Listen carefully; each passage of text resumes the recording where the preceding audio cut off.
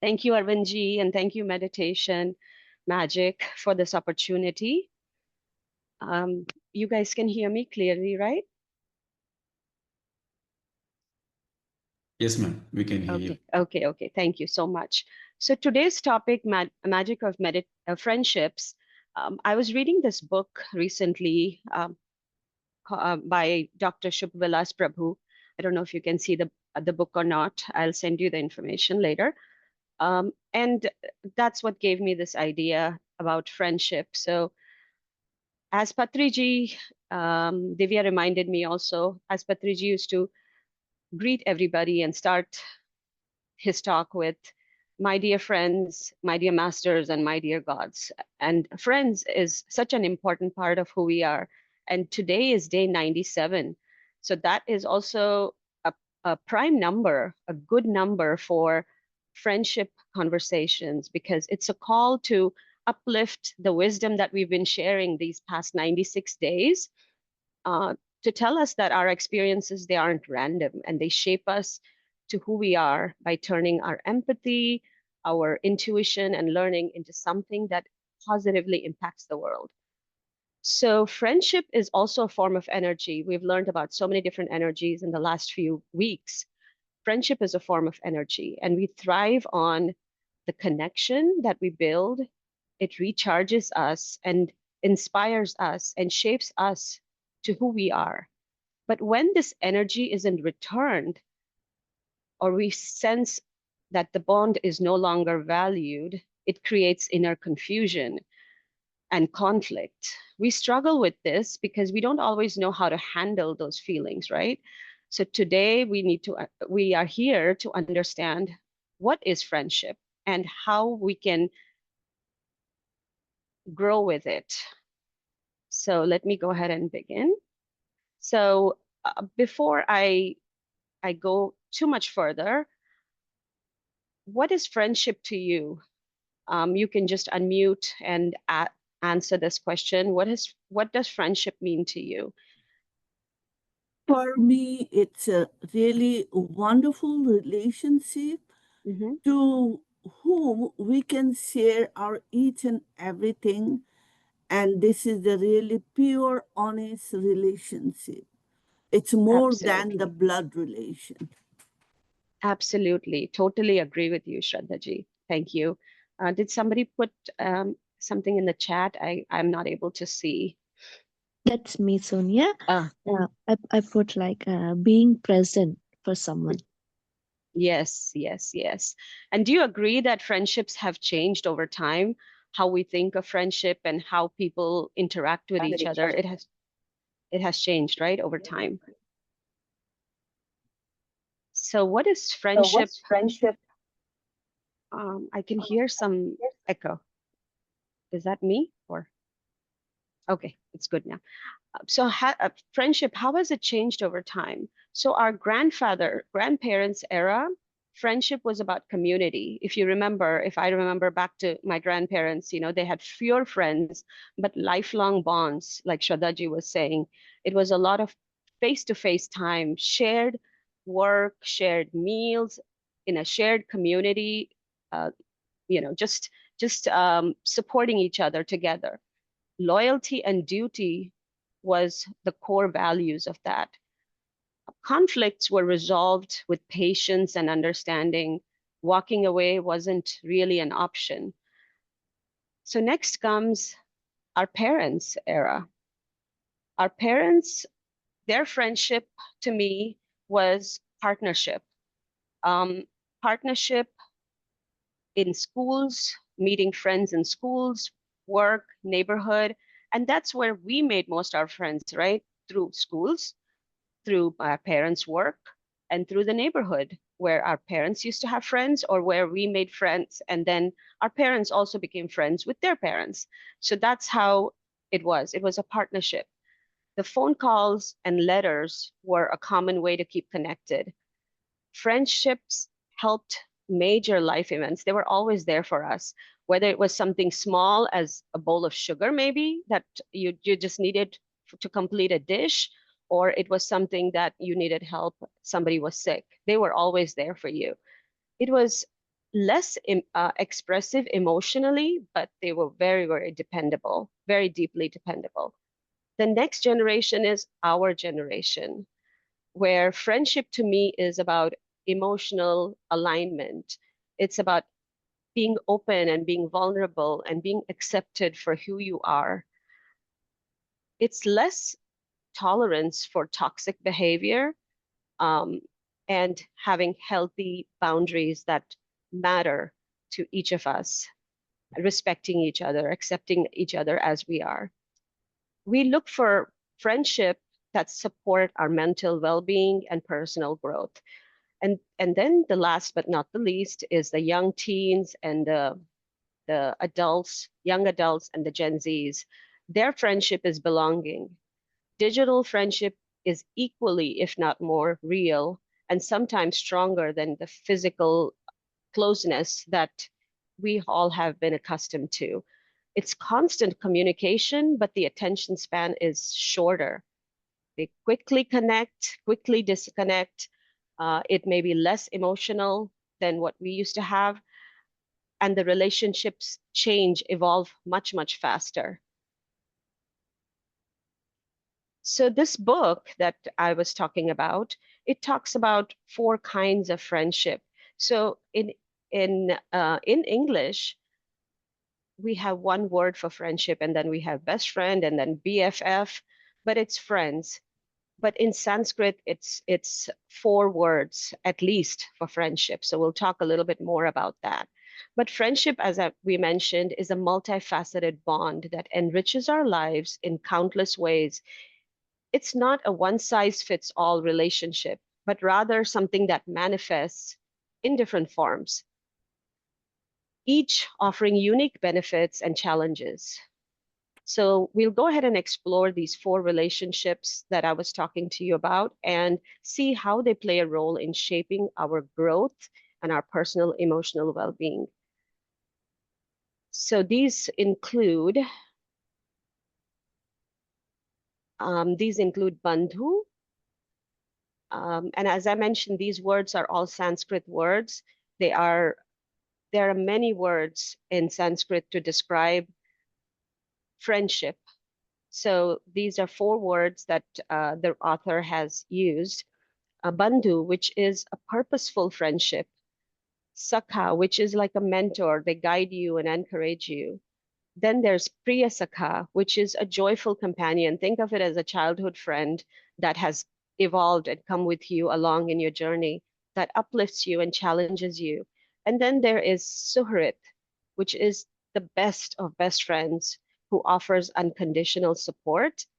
They are an overarching reflection on how the relationship evolves over time, and it just becomes more and more refined, just like a diamond, from a carbon coal. So understanding how these categories evolve will help us appreciate the diversity of human connection and recognize the value that each of these different types bring. So these friendships are dynamic, they evolve over time, they require effort, empathy, and gratitude. So by understanding these different types, we can nurture and be more effective and be better in our relationships with each other. So we'll dive a little bit deeper into each of these. So as I said, the first one is Bandhu, which is the associate friend. So these friends, most of our relationships start here. So at work, in schools, in our communities, this is how our relationship starts first, is we develop them based on need. It's purpose driven. It's based on shared goals and experiences. It's an opportunity for either from them to learn from us or for us to learn from them. Um, there's been some specific tasks maybe or some specific help that we need, and we reach out to these people and they help us or we help them. But these are impactful but yet temporary friends that come, help us or we help them, and then we move on. So I put this chopsticks and noodles in here because once a professor wanted to teach their students what the meaning of friendship was. And so what he did was he tied a chopstick in the elbow of each of the students. So one elbow on one side with the chopsticks and then the other side. And he said, okay, try to eat this yourself. And of course, it's very difficult to eat food with chopsticks. That's hard enough. And then on your elbow, that's not easy either. So the children could not figure it out. So finally, they figured out that they have to actually feed each other, and then that's how everybody gets fed. So that's what Bandhu is, where you're actually collaborating and supporting each other, and in that process helping each other grow. So hopefully this is making sense and helping you understand the first level of Bandhus, and where you see a lot of where our relationships start and where a lot of them are. The second one is Saka, or the mentor friend. So the mentor is somebody who has gradually earned a place in your heart through trust and consistency. Unlike the competitive people, Sakhas will compliment you. Sakhas will compliment you, and they will encourage you in your growth. They see the good in you and actively push you towards achieving your goals. So you see that mentorship kind of feeling and attitude of helping you achieve your goals. Their motivation isn't rooted in envy or jealousy, but in genuine satisfaction that is derived from helping you reach that potential. These friends are like bridges, and they will connect you with opportunities and network, and they will further your progress. And gratitude is what is the fuel for this action. And when you are appreciative, or when they are appreciative, they remain available to you without too much of an ask. Unfortunately, this leads us sometimes to take them for granted, right? How many times do we remember to appreciate, because they're always there for us, and we think, okay, they're always there, so we don't appreciate them. And then when we don't appreciate, or when we don't feel appreciated, that's when we kind of pull away. So that's what this second level is, where sakhas are instrumental in shaping our personal and professional growth, but without any judgment or any kind of distrust or discouragement. They are like the silent architects of our success, and they need to be acknowledged for their role so that they can strengthen the bond. And when that mutual respect and appreciation isn't felt, it kind of breaks. But then when it is felt, this goes into the third level, which is a Priya Saka, or a joyful challenger. These could be your childhood friends that have evolved with you over time, and now they are in your journey still, and they're supporting you in this journey. So on the Priya Sakhas, they represent friends who bring joy and positivity in your life. They're the ones that you love to spend your time with, and they make you smile. They bring out that child in you. You are yourself with them. They uplift your spirit. Beyond their cheerful demeanor or attitude, they challenge you by giving you honest feedback and fresh perspective. They see you as a better version, and they always compel you to strive for it. While their intentions are noble,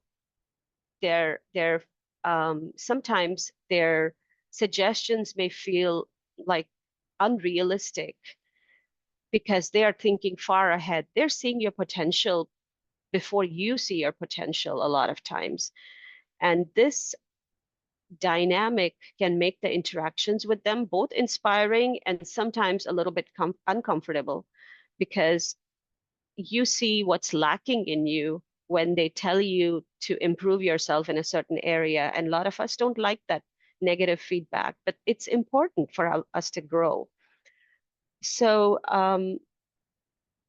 if this relationship is built with honesty and optimism, it brings invaluable personal development. They encourage self-reflection, and they motivate you to upgrade your skills and your mindset. They're like the catalyst for your transformation, and they help you become the best version of yourself.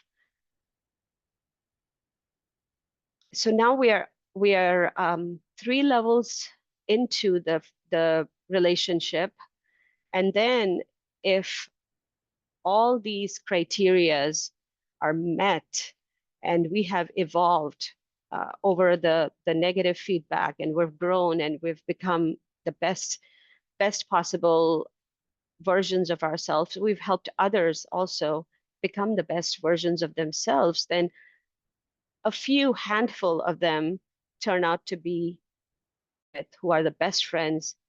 This is the essence of the true friendship, where very, very, very few people get to this point in our relationships. Think about who you have in these 4 relationships today, and how many of them have reached this level of friendship. So a Suharit is a rare gem among friendships. They're the well-wisher that stands by you through your highs and your lows. You can really be yourself, very vulnerable. You can share your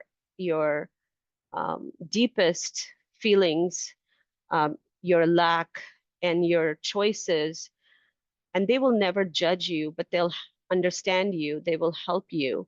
They will celebrate your success.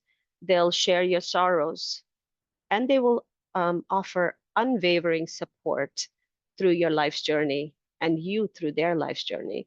So this has an element of sacrifice in this relationship, and because the Suharit will prioritize your happiness sometimes over theirs. They'll be so vested in your life that they will want to see you happy beyond sometimes even their own. And that's what really makes them happy. They also provide a safe space where you can share your your successes and your failures without criticism.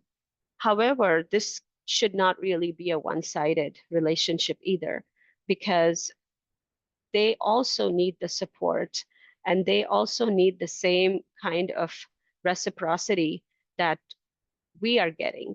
So they will help us challenge and navigate our challenges, and they'll walk with you until you've reached your destination, making helping us make life's most critical decisions, maybe, or helping us celebrate our successes. So how many of our friends truly get to this point? One that I can remember from Mahabharat is Krishna, when Krishna stood by Arjuna, when Arjuna and Duryodhana were asked, Krishna said, "Hey, I want to help both of you. I have my army, and then I have myself." And he asked Duryodhana first, because he had arrived first, "Which one do you want?" And he said, "I want your army." And Arjuna was asked, and Krishna said, "I don't have that anymore. I just have myself." And he said, "That's what I want. I want you. I don't want the army."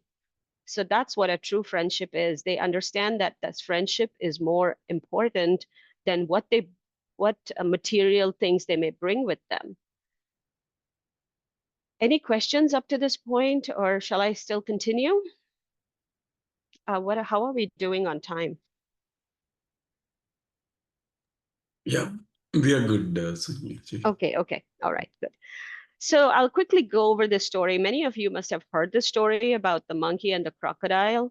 It talks about what true relationship is. So I'll just quickly explain to people that don't know. So there was this monkey who lived by the river, and he used to have these trees that had tasty, delicious, sweet fruits. And so one day he noticed a crocodile that came there, And he, being loving and sharing, asked him, do you want to try these fruits? And the crocodile said yes. So he had these fruits, and they were, of course, very, very sweet and delicious. So he just loved them. And, normally everybody's afraid of crocodiles, and this monkey was willing to be his friend. So the crocodile would come there every day, and they would sit and talk and chat and eat these fruits. And so the crocodile and the monkey started having these long conversations and spending time with each other. And then the crocodile started going home late. And so his wife asked him, "Why are you coming late every day?" And he said, "I made this wonderful friend, and he's so nice, and he has these tasty fruits." And so she said, "Bring me some." So next day he took these fruits with him to his wife. She had these fruits, and she said, "Oh my God, these are so good."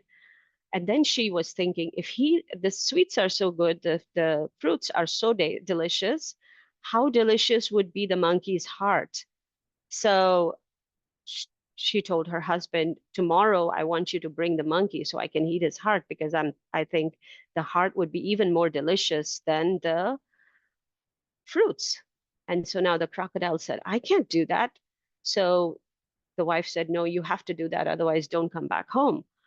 So he was worried. So he goes to the monkey the next day, and he says, "I've come to you and you've given me fruits all the time. So why don't you come on a ride with me, and I'll take you across the river?" And so the monkey thought, "Oh, this is wonderful." So he sat on the monkey's back, and on the crocodile's back, and they were going across the river. And when they were in the middle of the river, the crocodile says, I want you to meet my wife, and she wants to have your heart, because she thinks it's going to be more delicious than the fruits which I offered her yesterday. And so the monkey is wondering, now what do I do? I need to save myself. So he tells the crocodile that, that's a wonderful idea, but you know what? I left the heart on the tree. I didn't know I needed to take it along. So now the crocodile is worried. What do I do? So he says, "You know what? Let me take you back to the tree, and so you can get your heart." And so quickly he takes him to the tree, and the monkey gets up the tree, and he says, "I'm not coming with you anymore." And so the crocodile says, "Why?" He says, "Because I put my heart in this relationship, and this was not the physical heart that I was talking about. It was my heart, that the relationship that I gave you. We spent so much time together, and now you want to kill me for this? I will not be a friend." And so that's the story. And that's when he gives this wisdom of shlokas in the Panchatantra, which says, "Dadati pratigrinhati guhyam akyati pritchati bhunkte bhojayate chaiva sadvidham priti lakshanam," which means that there are 6 types of symptoms in friendship and love: giving and receiving gifts, revealing one's mind in confidence, acquiring, acquiring confidential information from your friend, inviting them to dine, and, going for dinner with them. These are the 6 symptoms that build our relationships. And across these 6, our heart goes along with it. And somewhere along the line, if the heart feels distress, it feels a conflict, then that's where we kind of break away in this friendship. So now let's just quickly go over the quality of our friendship. Did you know that I was surprised that only 53% of our friendship and interactions are reciprocated and fruitful? So when you have connections, and if you made connections and they've not been fruitful, don't be surprised, because about half of them aren't. You don't receive what you put into it. And so when we go out of our way to invest time in a relationship and it's not reciprocated, see what you can do within yourself. Are you trustworthy? Are you constantly judging somebody? Are you a good listener? Do you keep score? Do you get distracted? Do you give them the same respect as they give you, the same quality of friendship that they give you? And maybe it's not, or maybe in their perception, it's not.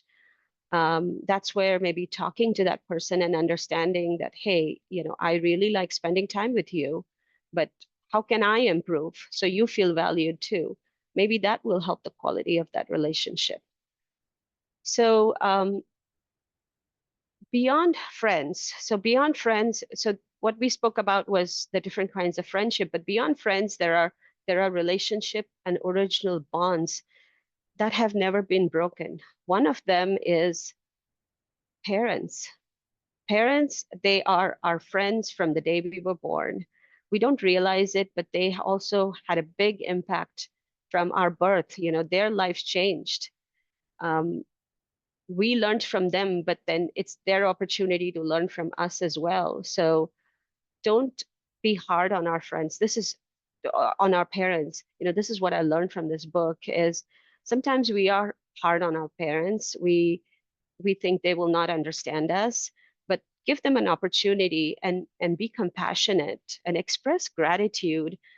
And sometimes they may say things that may come out in a way that you don't want to hear, but the intention behind that is good. And they have life experiences that can teach us a lot of things. So if you're fortunate enough to still have parents, please use that relationship to connect with them again. The next one is animals. I don't need to tell you that animals are like the best friends. They don't judge you. They're always there for you. They make you happy. They are so authentic and so honest and so loving that a lot of people have animals for their best friends because they just bring out that happiness hormone when you're with the animals. So the third one is self. The most time that we spend on our is on ourselves, right? So if we don't value ourselves, then nobody else values us. That's where we get into addiction and bad habits. Sometimes friends bring those bad habits, friends bring those good habits into our lives. But then if we don't value ourselves, then either we get hooked on to those bad habits instead of teaching them not to take in those bad habits. So look at what your true potential is. Um, one of the ways that you can do that is by improving thoughts, as we've learned in the last 96 days. There are necessary thoughts, there are wasteful thoughts, there are negative thoughts, and of course, there are positive thoughts. Necessary thoughts are things about chores and work that we need to do. Wasteful thoughts are things that come from anger, greed, lust, hatred, and they give birth to these negative thoughts. And of course, positive thoughts are extremely helpful and valuable. And that's what we need to practice is more of those positive thoughts and converting those negative thoughts and stopping those wasteful thoughts. And last but not the least, our online friends. Our online friends, the friendship proves that there is an emotional connection that we crave, and we cannot, unfortunately, get it through online friendship, even though we may have hundreds and thousands of followers.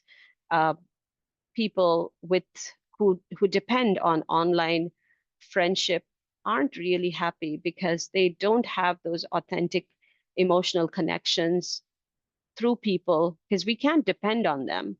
They're there, but they're not there really. So do not put any vested thought into online friendship and focus on self, focus on the friends that you have and how you can make some of them into the Suhrits and how can you be a rare friend for somebody.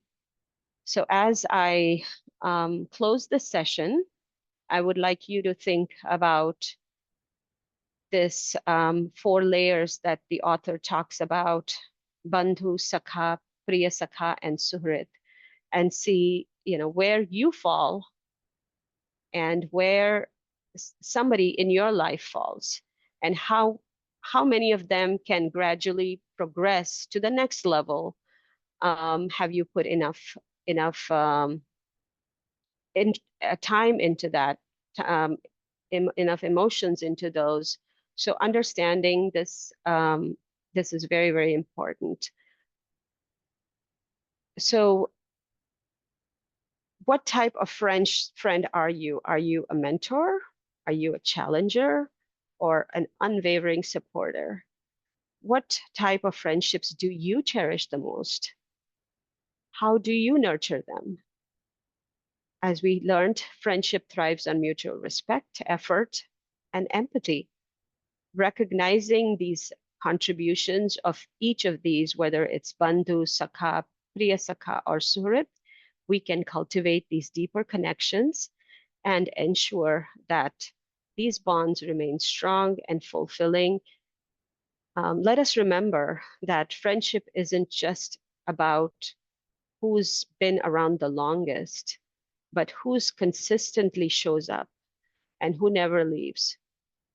Let us understand this and inspire us to appreciate our friends and to strive for their support in our lives and our support in their lives. I hope this has been helpful to you. I'll go ahead and close this with thank you. I know I have made a lot of friends through this. I have learned a lot. Even the speakers, some of the speakers that have come in, I've connected with them, as I know some of you have. So that's how we evolve friendships, is recognizing what is the need within us that we need to grow. What is the lack in us? It's okay to see the lack in us. So see the lack in yourself and see where somebody else can fertilize you with that, and who can you help to grow in somebody else's life.